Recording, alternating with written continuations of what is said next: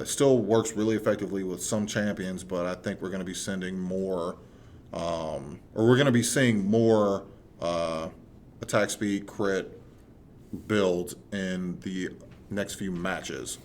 Yeah. Top lane tank items. Tank items. Depends if you want to run like a Triforce first, which usually is not like the best idea for most tanks. Like running like honestly like a more tanky item, like maybe let's say like Frozen Mallet for like an AD person, and then also the Catalyst for someone who is AP. Right. It depends. Like Triforce is honestly a good item on tank because they just don't have the damage there usually if you're building full tank, and that Sheen proc definitely makes a difference. Right. Probably also going to see a little bit of Randuin's here too, because when crit goes back up, Randuin's is going to be really, really nice with its crit damage reduction towards the end. Plus, a lot of the ADCs that are going to be using that, like I said, we're running mobility. So a lot of those champions tend to need to get closer to whoever they're attacking. Lucian's attack range is either 525 or 550. Yeah. It's the same range as using Phantom Dancer. So he's going to be getting in close. Something like a Randuin's Omen, that's going to slow him down and make it easier to actually stick to him in terms of throwing out damage. Yeah. So we might actually see a little bit more of those being built. Frozen Heart's going to be really good too because that's going to lower attack speed on those champions, and a lot of those champions need that attack speed to actually throw out quite a bit of damage. Yeah. I also like to see like Riley's Crystal Scepter on like a lot of characters. Like if there happens to be like a Karthus in here, I love it on him. Like Yeah. just that like constant slowing effect because there isn't a point usually when Karthus isn't dealing like any DPS. Right. And Like Cassiopeia too very heavily benefits from the Riley's Crystal Scepter as well with her like wide spread like poison. right. That is going to severely hamper a lot of the mobility for several of those champions. Like I said, Lucian can't dash out of that. Champions like Fiora can't dash out of it. Jax can't jump out of it. It's gonna, with mobility being key in a lot of team comps right now, Cassiopeia's miasma is definitely going to wreck a lot of the plans that some of those teams might be running with. Yeah. And I mean, especially if they're going against, or especially if she's going against two new champions, with Rakan being able to shield and dash away so much further away when Zaya's active or there. Oh, okay. When she's going to be active and he's there, both of them can move around so much more and throw out so much more damage. So I want to see a lot of mobility hampering champions when those two come out. But for right now, we're going to go ahead and go to a quick intermission to go ahead and take care of some things on our end. So please stick with us, and we'll be back with our first match of the day. All right. See you guys soon.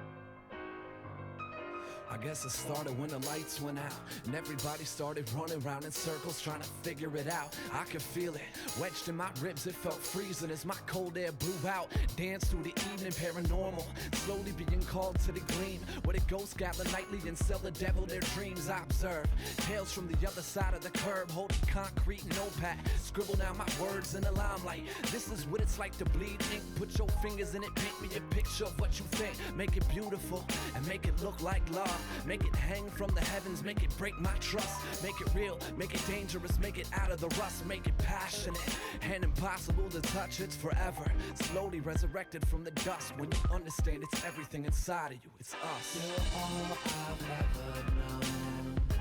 So to my sleep, you always got me running home.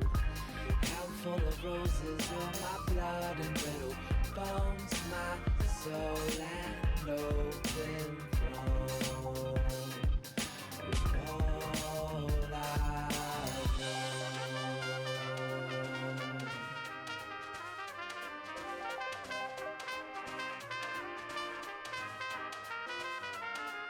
Yeah, I spoke a whisper in the dark one night. Watch it take form in front of me. You mimic my life, it seemed natural. Especially watching its last breath like poetry. Watch as it clung to its own chest with a smile. Made out of broken pieces of towel. You can see the thoughts running. Chase them around for miles if you want it. People say that old road is haunted. If you travel on it long enough, you'll never get off it. You believe it, cause everything is skewed. When you see it, then you process. Automatically think that you feel it. It automatically sticks to the brain. When the truth of it is standing outside, playing cards in the rain. You would never beat the game it plays. You can only turn around and lick the blood from your own switchblade. It's forever, slowly resurrected from the dust. When you understand it's everything inside of you, it's us. You're all I've ever known. So to my sleep, you always got me running home. Handful of roses, you're my blood and little bones, my soul and open throne. You're all I know.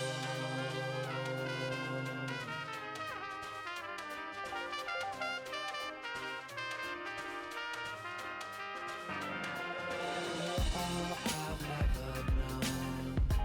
So to my sleep, you always got me running home.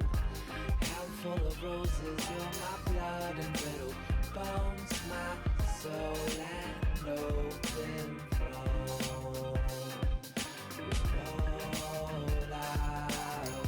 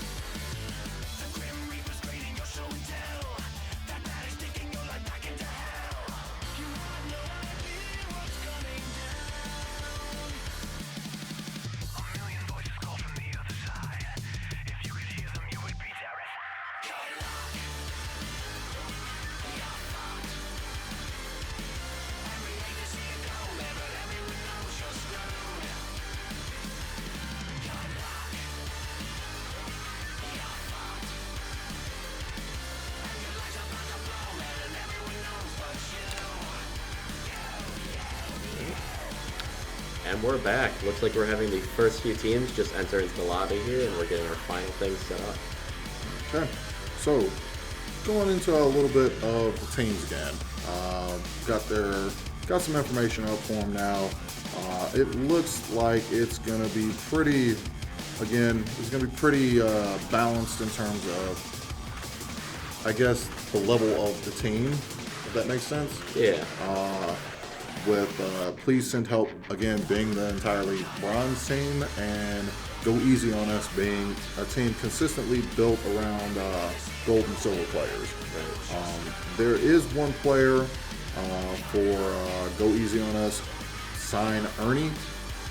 He looks like he was on his way to becoming platinum, and it looked like he was doing pretty well as a jungler.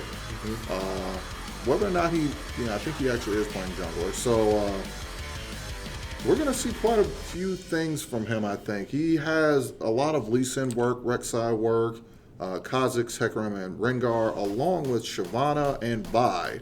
So he's going to be he's a pretty versatile person.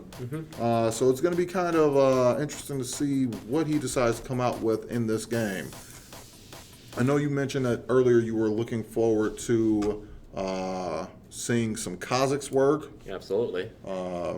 So there's a chance that he might run him, especially considering out of all of the champions that he has on this list, Kha'Zix has the highest KDA. That's not necessarily saying that he's going to pick his comfort pick going into this, just because you got a team to worry about. You have a team comp. Exactly. But at the same time, if they're giving him a little bit of a chance to hold priority, we might see a little bit more of that, and maybe they might base their team around a champion like that. Yeah. In terms of the other team, Please Send Help. Like I said, they are all around the same area. They're around the same bronze area. Yeah. And I'd say like the KDs overall actually look pretty even for both teams. right. Unfortunately, well, no. Let's go ahead and talk about some of their best, I guess, their ace or their best players. So K Farah for Please Send Help. He's probably going to be the guy to look out for. He apparently is their ADC. He's been running quite a few champions. I see he has Sivir, Lucian. He's actually been playing Quinn ADC, which makes me so happy. I don't see too many of those out there, actually. So he, I think, apparently is aware of the mobility meta right now. Sivir helping her team essentially have high mobility. Lucian having mobility on himself to keep himself safe. Quinn essentially being the ADC